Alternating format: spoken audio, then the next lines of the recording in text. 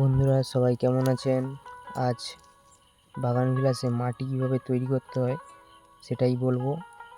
আর এইভাবে মাটি তৈরি করলে প্রচুর পরিমাণে ফুল আসবে।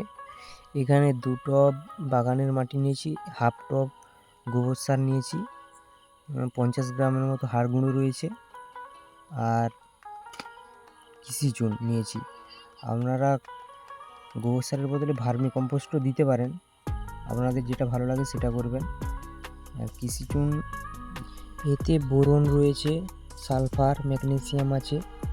এটি সাধারণত ছত্রাকনাশক হিসেবে কাজ করে, শিকড়কে নষ্ট হতে দেয় না। আপনারা এটা ব্যবহার করতে পারেন। ভালো করে মাখিয়ে নিচ্ছি, আপনাদের দিকেও ভালো করে মাখিয়ে নিতে হবে এটাকে।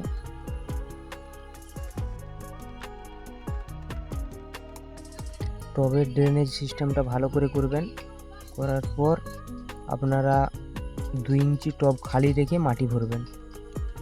ভিডিওটা ভালো লাগলে লাইক অ্যান্ড সাবস্ক্রাইব করবেন।